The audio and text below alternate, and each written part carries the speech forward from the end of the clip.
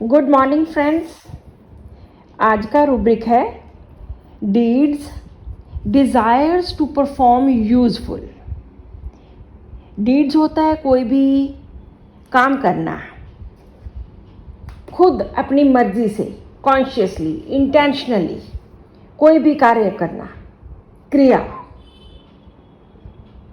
And desires to perform, उसको करने की इच्छा होनी, किसी भी कार्य को करने की इच्छा होनी। और कैसा कार्य? जो यूज़फुल है, जो लाभकारी है, जो लाभदायक है, जो किसी को फ़ायदा दे सके। पेशेंट का दिल करता है कि कोई ऐसा कार्य किया जाए, उसकी इच्छा होती है जो लोगों के लिए लाभदायक हो, जो लोगों के लिए यूज़फुल हो। इसमें एक ही मेडिसिन है इस रूब्रिक में, सीरियस बॉनप्लैंडी। ये एक कैक्टस प्लांट है, बहुत बड़े, लंबा, ऊंचा, इस तरह का कैक्टस प्लांट है जो लैटिन एंड ग्रीक दोनों वर्ड से बना है। इस वर्ड का मीनिंग है टॉर्च या कैंडल। कैंडल का काम होता है कि लाइट देनी, रोशनी देनी। तो यहाँ पर इस पेशेंट का भी यही काम है। वो यही सोचता है कि वो कार्य किए जाएं जो यूज़फुल हैं, जो लाभदायक हैं। इस मेडिसिन को अंडरस्टैंड करने के लिए हमें इसके कुछ रूब्रिक्स स्टडी करने होंगे। सबसे पहले इसमें है यूज़फुल डिज़ायर्स टू बी, जिसमें फॉस्फोरस भी है कि मैं लोगों के काम आ सकूं, कुछ ऐसे काम करूं जो लोगों के लिए लाभदायक हो और मैं लोगों के काम आ सकूं।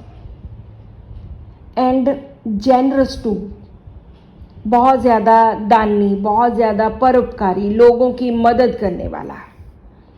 ट्रैंक्विलिटी, शांति, पेशेंस, सिरेनिटी, कामनेस।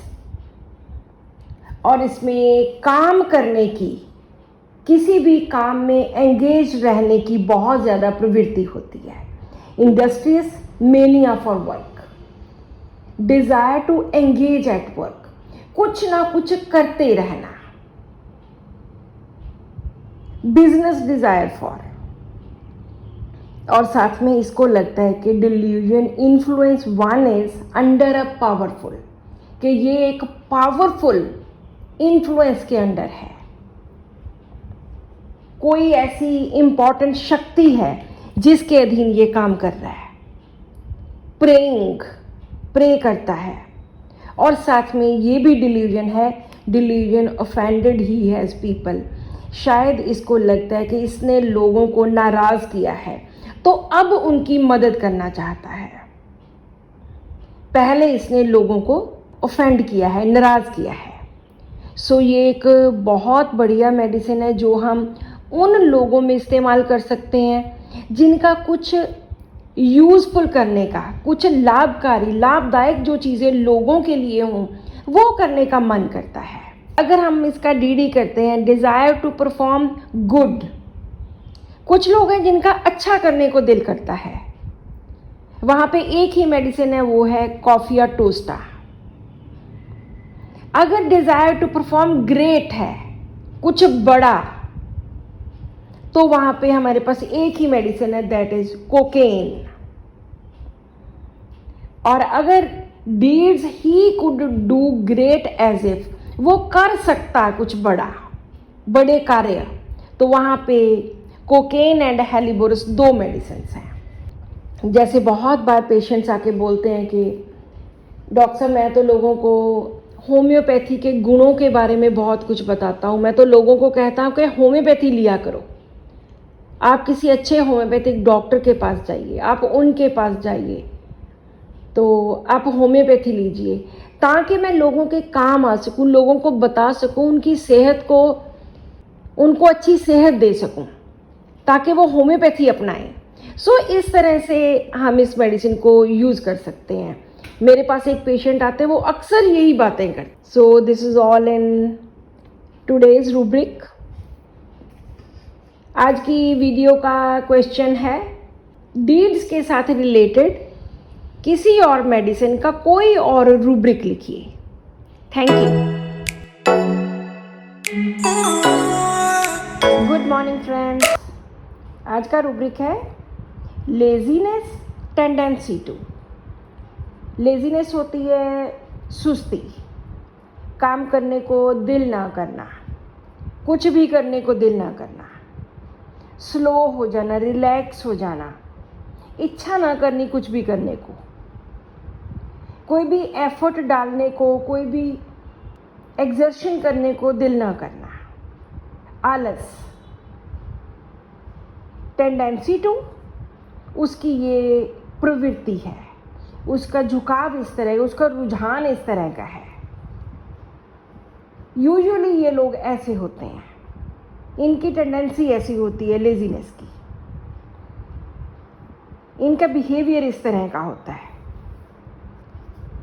सो आज के रूब्रिक के अकॉर्डिंगली लेजीनेस टेंडेंसी टू कि इन लोगों की प्रवृत्ति ऐसी होती है कि ये सुस्त हो जाते हैं या सुस्त होते हैं, इनका काम करने को बिल्कुल दिल नहीं करता। ये इनकी जनरल टेंडेंसी है, किसी भी चीज़ में एफर्ट डालना बिल्कुल नहीं, स्लोनेस, लेजीनेस, और बिल्कुल काम करने को, कुछ भी करने को मन ना करना।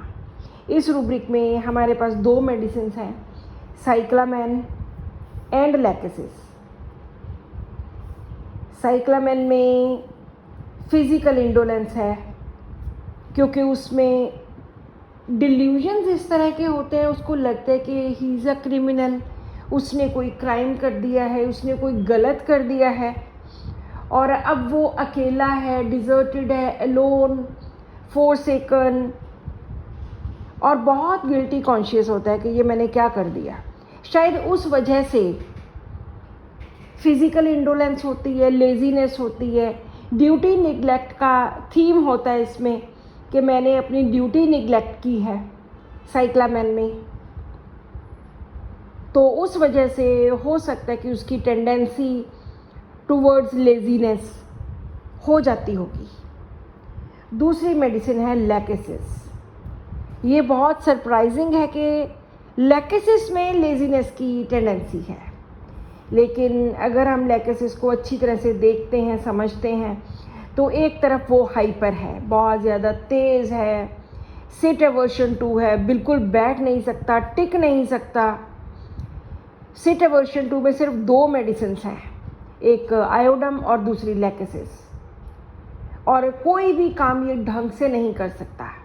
और इसमें लेजीनेस होना बहुत स्वाभाविक है, क्योंकि ये किसी दूसरे का काम करता ही नहीं है। अगर किसी ने कुछ कह दिया करने के लिए, ये नहीं करता है। लैकेसिस में डिप्सोमेनिया, एल्कोहलिज्म है फ्रॉम आइडलनेस। आइडल होता है फ्री रहना, तो सुस्ती के साथ साथ ये जब फ्री होता है तो इसको शराब पीने की लत लग जाती है, और किस वजह से? आइडलनेस की वजह से।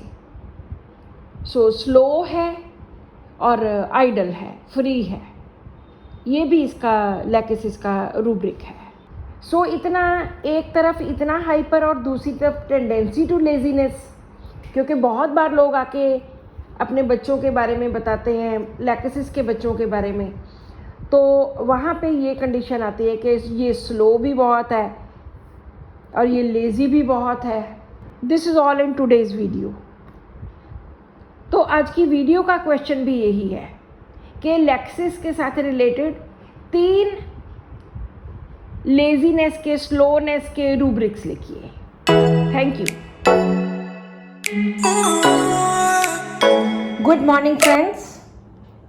आज हम 2 ऐसे वर्ड्स लर्न करेंगे जो हमारी रेपर्टरी में बहुत बार इस्तेमाल हुए हैं, लाइट एंड डार्क। लाइट का मीनिंग क्या होता है?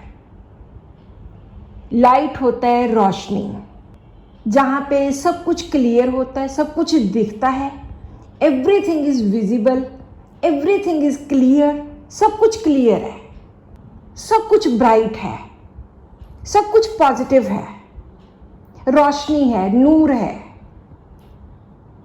ये लाइट सनलाइट हो सकती है, ब्राइट लाइट हो सकती है, डे लाइट हो सकती है, किसी भी तरह की लाइट हो सकती है।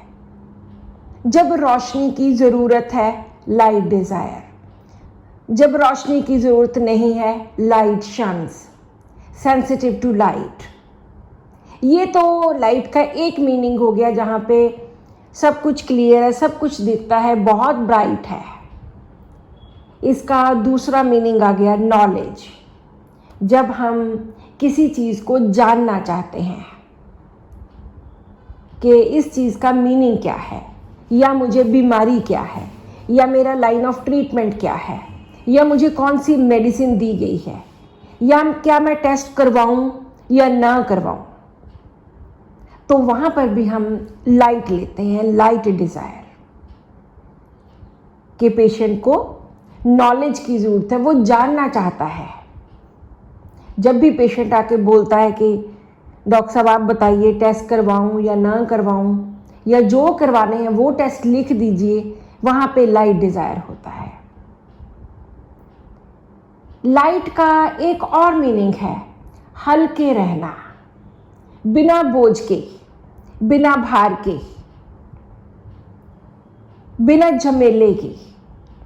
वहाँ पे भी हम लाइट डिज़ायर लेते हैं। जहाँ पे पेशेंट को लगता है कि मुझे ये इतना झमेला, मुझे इतना ऐसे उलझन, ये मुझे बिल्कुल पसंद नहीं है, मुझे तो बिल्कुल हल्का फुल्का रहना पसंद है। हल्का फुल्का खाना भी इसमें इंक्लूड हो सकता है। जब पेशेंट कहता है कि मैं तो बहुत हल्का खाता हूँ, बड़ी साधारण सी सिंपल सी ज़िंदगी जीता हूँ, बिना बर्डन के, बिना वेट के, बिना प्रेशर के, तो वहाँ पर भी हम लाइट डिज़ायर लेते हैं। इसका एक और मीनिंग है सनलाइट, सूरज की रोशनी, उसकी भी डिज़ायर हो सकती है, उसमें भी हम लाइट डिज़ायर ले सकते हैं। जहाँ पे पेशेंट को बहुत ज़्यादा सनशाइन की ज़रूरत होती है, बहुत ज़्यादा रोशनी की ज़रूरत होती है, तो इसलिए इसे हम डिफरेंट कंटेक्स्ट में यूज़ कर सकते हैं। वो सनलाइट हो सकती है, वो आर्टिफिशियल लाइट हो सकती है, वो डे लाइट हो सकती है, तो किसी भी तरह की ये लाइट हो सकती है। इससे तकलीफ़ बढ़ सकती है, लाइट से एग्रीवेशन हो सकती है, लाइट से एमेलियरेशन हो सकती है। वो सभी रूब्रिक्स हमारी रेपर्टरी में पड़े हैं, तो आप इस तरह से अपने पेशेंट्स में लाइट का इस्तेमाल कर सकते हैं। इसके साथ अब दूसरा वर्ड आता है डार्क। डार्क अंधेरा, जहाँ कुछ भी क्लियर नहीं होता, जहाँ कुछ भी दिखता नहीं है, जहाँ कुछ भी समझ नहीं आता, सब कुछ कंफ्यूजन है, सब तरफ अंधेरा है। नेगेटिविटी को भी हम डार्क में ले सकते हैं। डार्क में होने से पेशेंट डरता है, पेशेंट में एंग्जाइटी होती है, डिल्यूजन्स बहुत तरह के डार्क वाले हैं कि डार्क में घबराहट होती है। लेकिन कई पेशेंट्स को डार्क डिज़ायर भी होता है, जैसे ऑरम, ब्रायनिया, टेरेंटुला, कुछ ऐसे पेशेंट्स हैं जिनको डार्क अच्छा लगता है, डार्क की डिज़ायर है, अंधेरे की ज़रूरत है, रेस्टलेसनेस होती है अंधेरे में, ग्रोपिंग इन द डार्क है, भटक रहा है अंधेरे में, उसको समझ नहीं आ रही कि मैं क्या करूं। सो अंधेरा हम वहाँ पे लेते हैं जहाँ पेशेंट्स को समझ नहीं आता कि मैं जाऊं कहाँ। डायरेक्ट मीनिंग भी होता है, मेटाफोरिकल भी होता है, दोनों तरह से हम ले सकते हैं।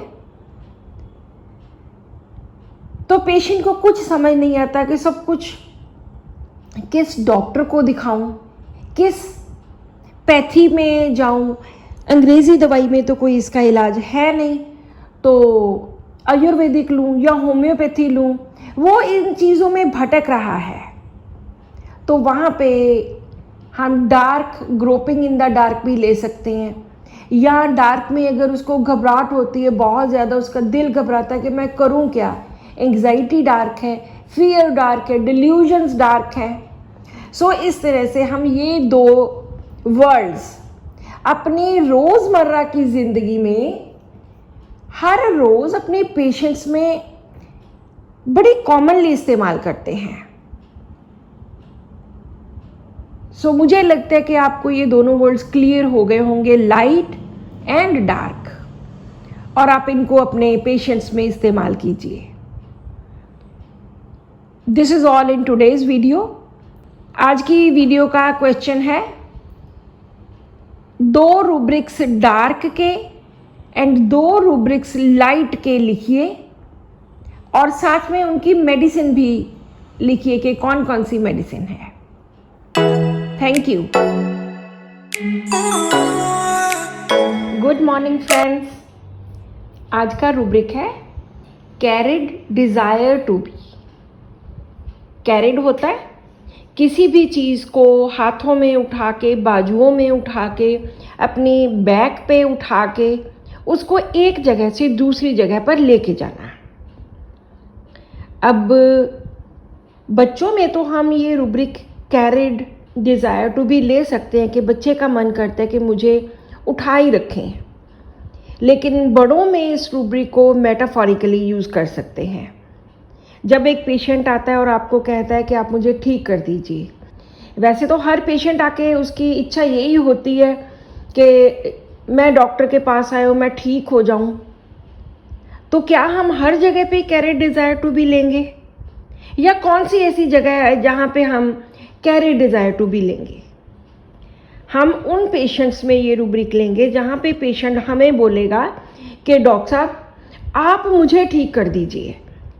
यहाँ पे आप वर्ड जो है वो बहुत इम्पॉर्टेंट है। बस मैं तो अब आपके पास आ गया हूँ, बस अब आपका आप जानो, आपका काम जाने, आपने बस मुझे ठीक करना है, मुझे नहीं कुछ भी पता। जहाँ पे ये आप इम्पॉर्टेंट है, वो आप पर जोर देता है, आप शब्द पर, कि बस आप मुझे ठीक कर दीजिए, वहाँ पे हम कैरिड डिज़ायर टू बी लेंगे कि पेशेंट के मन में है कि बस मैं डॉक्टर के पास आ गया हूँ और अब ये मुझे ठीक कर दें। इस रूब्रिक में 47 मेडिसिन हैं। इसके नीचे और भी सब रूब्रिक्स हैं। Carried desire to be ameliorate, carried होने से, उठाने से या कैरी करने से एमेलियोरेशन होनी, बेटर फील करना। इसमें 2 मेडिसिन हैं, एंटम टार्ट एंड कैमोमिला। उसके नीचे एक और रूब्रिक है, not ameliorate but carrying does. Carry करने को तो कहता है, कैरी करने को तो कहता है, डिज़ायर है, लेकिन एमेलियोरेट नहीं होता, फ़र्क नहीं पड़ता। उसमें सिना है, सिना में बहुत जगह पे उसको उठाने से बिल्कुल भी आराम नहीं मिलता। कैरिंग डज नॉट एमेलियोरेट, उठाने से बिल्कुल भी आराम नहीं मिलता। नेक्स्ट रूब्रिक है carried desire to be and care rest. Care rest होता है प्यार दुलार करना, कि मुझे कैरी भी करके लेके जाएं और बहुत प्यार दुलार के साथ, प्यार करके। इसमें हमारे पास 5 मेडिसिन हैं, aconite, chamomilla, creosote, pulsatilla and sacrum. Next medicine हमारे पास आता है carried desire to be fast. Fast का मतलब है कि जल्दी, तेज़, बहुत फास्ट, बहुत तेज़ी से कैरी किया जाए। अगर बच्चों में भी देखा जाए तो ये वो बच्चे होते हैं जिनमें जल्दी जल्दी उनको होता है कि फास्टली हमें उठाया जाए। इस रूब्रिक में 8 मेडिसिन हैं, aconite, arsenic, belladonna, bromium, chamomilla, rhus tox, veratrum and lobelia. या मेटाफोरिकली जब पेशेंट हमें आके कहते हैं कि बस मुझे जल्दी से ऐसी दवाई दीजिए जिससे मैं ठीक हो जाऊं, बस फटाफट अभी के अभी कोई फास्ट मेडिसिन दीजिए, कोई तेज़ मेडिसिन दीजिए जिससे मैं जल्दी ठीक हो जाऊं, तो वहाँ पर भी हम लेते हैं carry desire to be fast. इसके साथ एक और रूब्रिक है carry desire to be slowly, के आराम से, स्लोली, धीरे धीरे, कोई जल्दी नहीं है, आराम से मुझे कैरी कीजिए, स्लोली, बहुत प्यार से, आराम से, दुलार से। या पेशेंट आके बोलेगा कि डॉक्टर साहब टाइम वाली कोई बात नहीं है, चाहे जितना मर्जी टाइम लग जाए, चाहे साल लग जाए, चाहे 2 साल लग जाए, लेकिन आप मुझे ठीक कर दीजिए, आप मुझे ठीक कर दीजिए। ये आप वर्ड मैं बार बार कह रही हूँ कि आप वर्ड बहुत इंपॉर्टेंट है कैरी डिज़ायर टू बी में।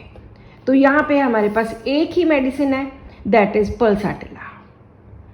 एक और सब रूब्रिक है carry desire to be over the shoulder. Shoulder हमारे कंधे के ऊपर, बहुत बार बच्चे बोलते हैं ना कि कंधे के ऊपर उठाओ, कंधे के ऊपर उठाने से उनको अच्छा लगता है, उनका दिल करता है। यहाँ पे मेडिसिन हैं सिना, पोडोफाइलम, स्टैनम एंड सट्रामोनियम। तो इस तरह से हम डिफरेंट मेडिसिन इन रूब्रिक में यूज कर सकते हैं। So this is all in carry desire to be. और आज की वीडियो का क्वेश्चन है कैरिड के साथ अभी भी रिलेटेड कुछ रूब्रिक्स हैं, तो आप 3 रूब्रिक्स कैरिड वाले वो लिखिए। Thank you. Good morning friends. आज हम करेंगे डॉक्टर जैन शॉल्टन, जो नीदरलैंड से बिलोंग करते हैं, उनके रिजेंटमेंट के थीम, अमोनियम का थीम। उन्होंने पीरियोडिक टेबल को, इसके डिफरेंट कॉलम्स को, इसकी रोज को साइंटिफिकली एक्सप्लेन किया है होम्योपैथी के साथ, कि जो फर्स्ट कॉलम है वहाँ पे लाइफ की बिगनिंग होती है, जो 18th कॉलम है वहाँ जाकर ख़त्म होती है, और जो सेंटर है वहाँ पर इंसान की ज़िंदगी, मैन की लाइफ बिल्कुल टॉप पे होती है, लाइक ऑरम एंड प्लेटिना, इस तरह की मेडिसिन हैं। तो ये डॉक्टर जैन शॉल्टन ने बहुत अच्छे ज़िंदगी के साथ रिलेटेड थीम्स दिए जो हम अपनी प्रैक्टिस में इस्तेमाल करते हैं और जिनसे हमें रिजल्ट मिलते हैं। आज हम उनका थीम करेंगे अमोनियम का, विद डिफरेंट रिलेशंस। माँ के साथ कैसा होता है, पिता के साथ कैसा, भाई बहनों के साथ कैसा, और फ्रेंड्स के साथ, पार्टनर के साथ वो किस तरह का होता है। Ammonium stands for resentment, ranker and grudge. एक नेगेटिव इमोशन है जिसमें बहुत ज़्यादा रोष है मन में, जिसमें रैंकर है, एंगर है, एग्रेशन है, हेट है, नफ़रत है, गुस्सा है, और बहुत ज़्यादा मैलिशियस है, मोरोस है, बहुत क्रिटिकल एटीट्यूड रखता है। इस तरह का अमोनियम होता है। जो अमोनिया की स्मेल होती है वो कितनी पंजेंट होती है, वो हर चीज़ को रिपेल करता है। इसी तरह से ammonium stands for anger, aggression, hatred, malicious, इस तरह की बिटरनेस, डिसगस्ट, ये सब शब्द अमोनियम के लिए यूज़ किए जाते हैं। अमोनियम में एक तरफ एंगर हो सकता है बहुत ज़्यादा, दूसरी तरफ इसकी सप्रेशन भी हो सकती है। सबसे पहले बात करते हैं अमोनियम कार्ब की। हमने अमोनियम कार्ब बहुत बार इस्तेमाल किया है उन लोगों के लिए, उन पेशेंट्स के लिए जिनमें अपने पिता के प्रति, फादर के प्रति बहुत ज़्यादा रिजेंटमेंट थी। एक स्टेज होती है जब आप अभी बच्चे होते हो, छोटे होते हो, तब आपके मन में एक आइडियल पिक्चर होती है about your father, that he is big, he is strong, he is all powerful. लेकिन धीरे धीरे धीरे धीरे जैसे एज बढ़ती है उसके वीक पॉइंट्स फादर के सामने आने लग जाते हैं, और जिस वजह से जो एक इमेज बना हुआ था वो ख़त्म हो जाता है। तो वहाँ पे रिजेंटमेंट स्टार्ट होती है।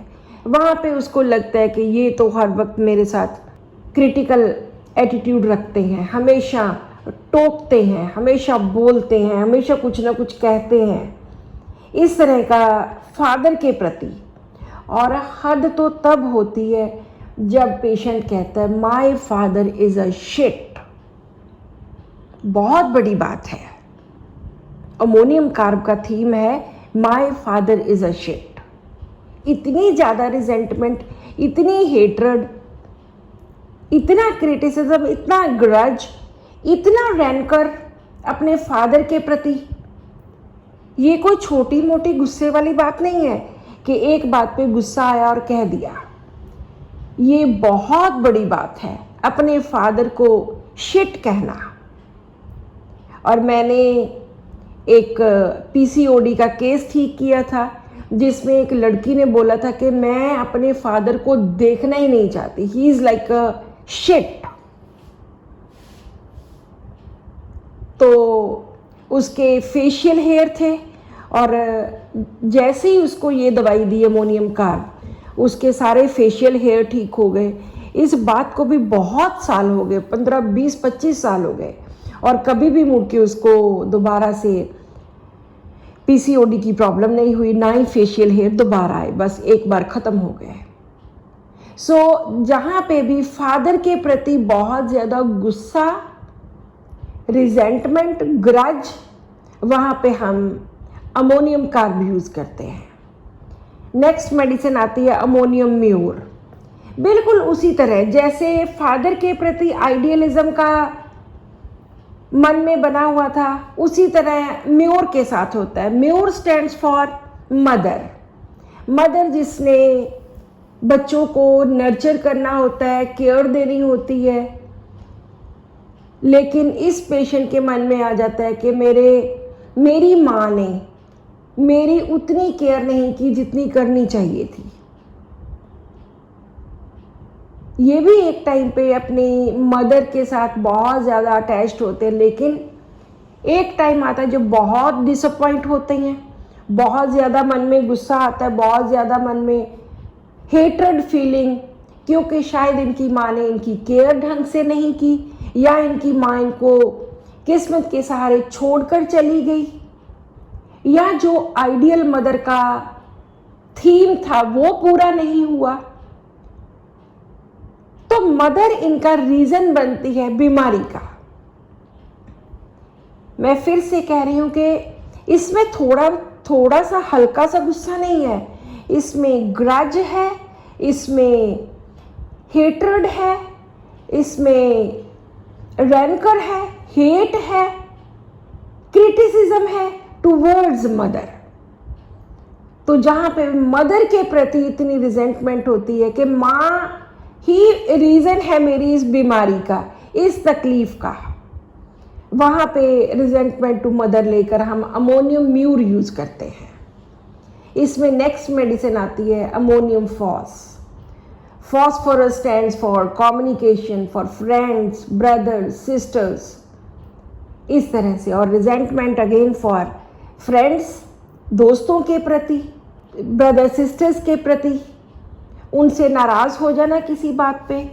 कोई ज़िंदगी में मौका मिला है तो वो मौका नहीं इन दोस्तों ने या ब्रदर सिस्टर्स ने पूरा करने दिया, या जो एक आइडियल फ्रेंड की, आइडियल ब्रदर एंड सिस्टर की पिक्चर थी वो पूरी नहीं हुई। ब्रदर सिस्टर्स या दोस्त बने हैं रीज़न उसकी बीमारी का। तो यहाँ पे उनके प्रति बहुत ज़्यादा ग्रज, बहुत ज़्यादा हेट्रेड, क्रिटिसिज्म, डिसअपॉइंटमेंट, ये होता है। अब बात आती है लास्ट थीम की, ammonium sulph. Sulph stands for partner, for husband, for lover, for beauty, clothing, love and relationships. तो यहाँ पे वो अपने प्यार से, अपने हस्बैंड से, उनसे संतुष्ट नहीं है। इसको लगता है कि मुझे उतना प्यार नहीं मिला जितना मिलना चाहिए था। इनको लगता है कि इनका जो पार्टनर है he is very hard, very reserved and cold. तो इस तरह से जो इनकी प्यार की ज़रूरत थी वो पूरी नहीं हुई।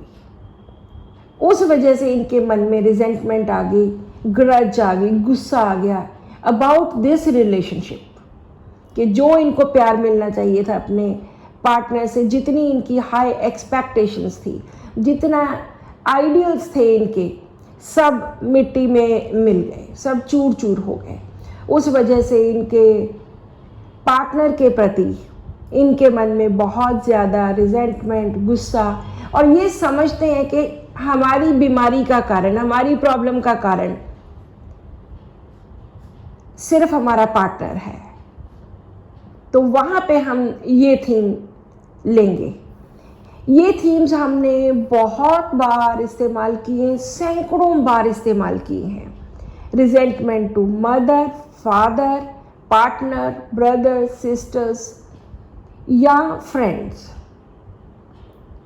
और इनमें बहुत अच्छे रिजल्ट मिलते हैं। सिर्फ एक हल्का सा गुस्सा होने से कुछ नहीं होता, टोटल रिपल्शन होती है, टोटल रिपेल करते हैं कि no I can't see them.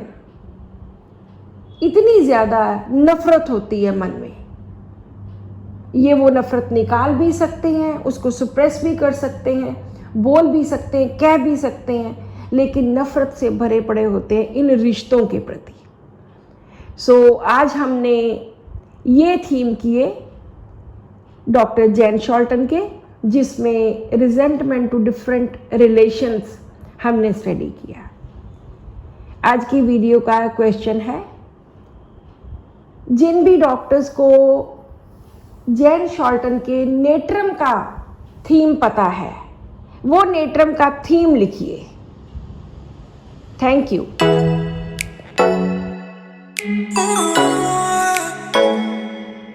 Good morning friends.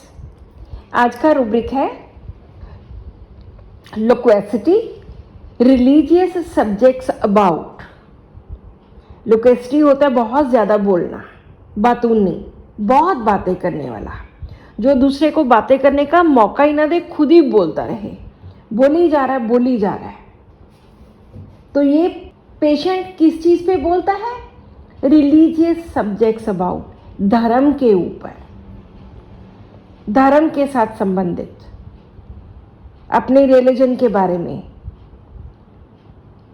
Even हमने देखा है कि पेशेंट्स आते हैं, बात तो उन्होंने अपनी तकलीफ़ की करनी होती है, लेकिन रिलीजन के बारे में बातें करने लग जाते हैं और बोली जाते हैं, बोली जाते हैं, बोली जाते हैं। उनका सब्जेक्ट ख़त्म ही नहीं होता। इस रूब्रिक में हमारे पास एक ही मेडिसिन है, दैट इज़ विरेट्रम एल्बम। बहुत ज़बरदस्त मेडिसिन है। इतने ज़्यादा मानसिक लक्षण इस पेशेंट के होते हैं, हर सिफियर में आते हैं। तो अब ये रिलीजन के बारे में बातें क्यों करता है? इसके बहुत सारे ऐसे डिल्यूजन्स हैं जिनसे पता चलेगा कि ये रिलीजन के बारे में, धर्म के बारे में क्यों इतनी बातें करता है। क्योंकि उसको लगता है delusion Christ himself to be, कि वो ही भगवान है। To be Christ, Jesus Christ वो है। Delusions God communication with he is in, के भगवान के साथ तो उसका सीधा ही कम्युनिकेशन है, भगवान के साथ तो सीधी बात है उसकी, वो भगवान से रोज बातें करता है, सीधी बात है। डिल्यूजन हेवन ही इज इन, कि वो तो स्वर्ग में है। एंड टॉकिंग विद गॉड, भगवान के साथ स्वर्ग में बातें करता है। इस तरह के डिल्यूजन्स हैं। वो ग्रेट पर्सन है, वो डिस्टिंग्विश्ड पर्सन है, वो पर्सन ऑफ रैंक है, और ईगो से भरा हुआ, ईगोटिज्म, सेल्फ एस्टीम, हॉटी, अफेक्टेशन। एक ये ढोंगी पखंडी पेशेंट है जिसकी हर चीज़ में अफेक्टेशन है, ढोंग है, पखंड है, अलग चेहरा है, अंदर कुछ और है, बाहर कुछ और है।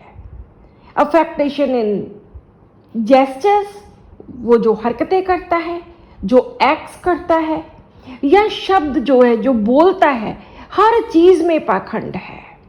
डिस्पेयर, रिलीजियस साल्वेशन, निराशा है, साल्वेशन नहीं मिली उसको, मुक्ति नहीं मिली, इसलिए वो निराश है about religious salvation. Anxiety about salvation, कि कैसे मुक्ति पाई जाए। रिलीजियस एक्सेंट्रिसिटी, पागलपन की हद तक। Insanity religious, insanity behaves like a crazy person, पागलों की तरह, क्रेजी पर्सन की तरह बिहेव करता है, ऐसा पागलपन है, बहुत शोर मचाता है, बहुत ज्यादा। Religious मेलनकोलिया and suicidal despair from religious,